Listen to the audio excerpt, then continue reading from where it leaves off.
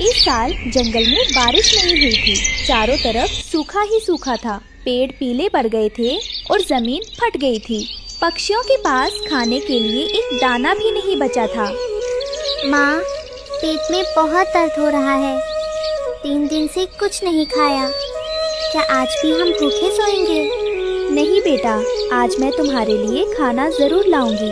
तुम दोनों बस थोड़ा इंतजार करो।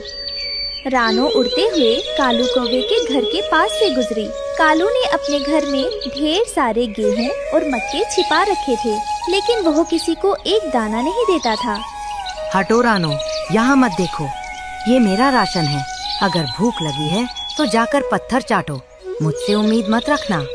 कालू भाई, मैं अपने लिए नहीं, बच्चों के लिए मांग रही हूँ। बस थोड़ा सा दे दीजिए। भाग जाओ यहाँ से। यहाँ कोई लंगर नहीं चल रहा। रानो हताश होकर जंगल में भटक रही थी। उसे सूखी नदी के किनारे कुछ जंगली हरी घास उगी हुई दिखाई दी। यह घास बहुत कड़वी और सख्त थी, जिसे जानवर भी नहीं खाते थे। यही सही, दाना नहीं तो घास ही सही। कम से कम मेरे बच्चों का पेट तो भरेगा। मुझे इसे ही पकाना होगा। रानो ने अपनी चोंच से वह सख्त घास तोड़ी और उसे एक चपटे पत्थर पर रखकर दूसरे पत्थर से पीसना शुरू किया। उसे पीसने में बहुत मेहनत लग रही थी। पास ही खड़ी एक गौरी गाय रानो को यह करते हुए बड़े दुख से देख रही थी। रानो बेटी, ये तुम क्या अनर्थ कर रही हो? ये सख्त घास तो हम जानवरों का चारा है। तुम नन्ही सी जान इसे कैसे पचाओगी? ये तुम्हारे नाजुक पेट को पत्थर कर देगी। गौरी माँ, जानती हूँ, लेकिन मेरे बच्चे 3 दिन से भूखे हैं। एक माँ के लिए अपने बच्चों की भूख से बड़ा कोई दर्द नहीं होता। अगर यह जहर भी होता तो भी मैं इसे पीसकर खाना बना लेती। हे ईश्वर, इतनी बड़ी परीक्षा। बेटी, मेरा आशीर्वाद तेरे साथ है। तेरी ममता इस घास को भी अमृत बना देगी। बस माँ, दुआ करना कि बच्चों को पता ना चले कि यह घास है। अगर मैं इसे अच्छे से पीस लूं और पानी मिलाकर गूंथ लूं तो शायद वे खा लेंगे। गौरी गाय का दिल भर आया और वह वहाँ से चली गई, क्योंकि वह रानो का संघर्ष देख नहीं पा रही थी। रानो फिर से पत्थर घिसने में लग गई। रानो ने उसे तवे पर पकाया। यह देखने में तो रोटी जैसी लग रही है, लेकिन इसकी महक बता रही है कि यह बहुत कड़वी है। बच्चे इसे कैसे खाएंगे? रानो गरम गरम हरी रोटियां लेकर घोंसले में आई। बच्चे खुश हो गए, लेकिन रोटी देखते ही रुक गए। माँ, ये कैसी रोटी है? ये तो हरी है और इसमें से दवाई जैसी बदबू आ रही है। मैं ये नहीं खाऊंगी। हाँ माँ, ये तो कड़वी घास लग रही है। हमसे ये नहीं खाया जाएगा। रानो जानती थी कि अगर बच्चों ने नहीं खाया तो वो मर जाएंगे।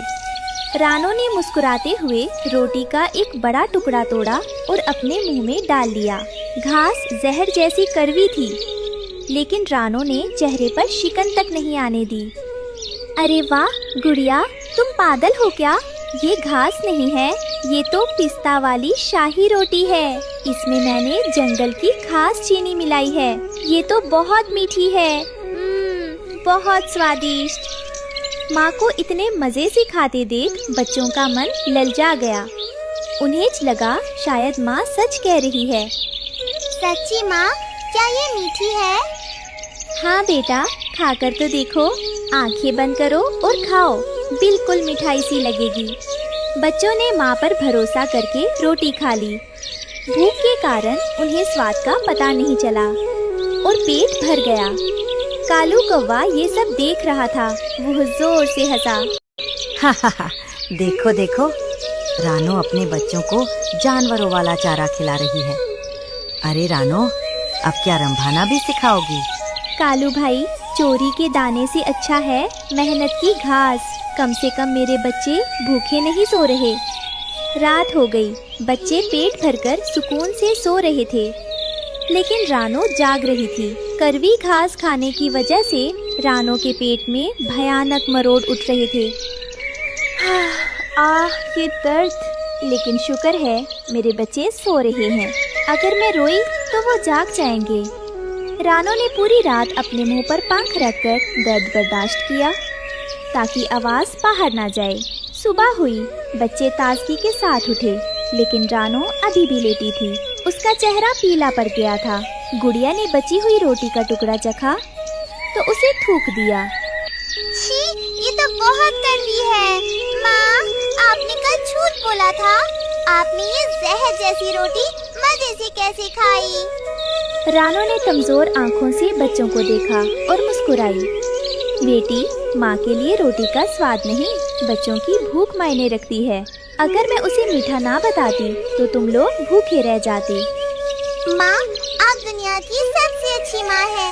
हम अब कभी खाने में नखरे नहीं करेंगे। उसी सुबह कालू कौवा अपने गोदाम में गया। उसे बहुत भूख लगी थी। उसने मजे से मक्के का एक भुट्टा निकाला और खाने लगा, लेकिन जैसे ही उसने दाना चबाया उसका मुंह कड़वा हो गया। छी, थू थू, ये क्या? ये दाना इतना कड़वा और बदबूदार क्यों है? कालू ने देखा कि हवा ना लगने और दूसरों को ना देने के कारण उसके जमा किए हुए सारे अनाज में फफूंद लग गई थी और काले कीड़े पड़ गए थे। हाय मेरा नसीब, मैंने ये अनाज किसी को नहीं दिया और अब ये मेरे खाने लायक भी नहीं रहा। मेरे पास अनाज होकर भी मैं भूखा हूँ। रानो की तबीयत ज्यादा खराब हो गई थी। गुड़िया ने पड़ोस से डॉक्टर तोता को बुलाया। डॉक्टर तोता ने रानो की नब्ज देखी और पास पड़ी हरी रोटी को देखा। ओह, रानो बहन, आपने ये क्या किया? ये जंगली धतूरे की घास है। ये बड़ों को भी बीमार कर देती है। आपने इसे खाया? डॉक्टर साहब, बच्चों का पेट भरने के लिए मुझे ये खाना पड़ा। अगर मैं ना खाती तो बच्चे कैसे खाते? बच्चों, तुम्हारी माँ ने खुद जहर पिया ताकि तुम जी सको। इनके चरणों की धूल माथे से लगाओ। रानो का त्याग देखकर कुदरत भी पिघल गई। अचानक आसमान में काले बादल घिराए और बिजली कड़की। गड़गड़ गड़गड़। महीनों बाद जंगल में तेज बारिश शुरू हो गई। बारिश, माँ, बारिश आ गई। बारिश के पानी ने रानो की बीमारी धो दी। सूखी जमीन पर नया और मीठा अनाज उगने की उम्मीद जाग गई। कालू अपने सड़े हुए अनाज के साथ भीग रहा था, जबकि रानो का परिवार प्यार की छत के नीचे सुरक्षित था। सच है, देने वाले का हाथ कभी खाली नहीं रहता और जमाखोर का पेट कभी नहीं भरता। इस कहानी से सीख मिलती है कि माँ की ममता और त्याग का कोई मोल नहीं होता। जो व्यक्ति दूसरों की मदद करने के बजाय लालच में आकर चीजें जमा करता है, उसका अंत बुरा होता है। लेकिन जो दूसरों के लिए और अपनों के लिए त्याग करता है, ईश्वर भी उसकी मदद करता है।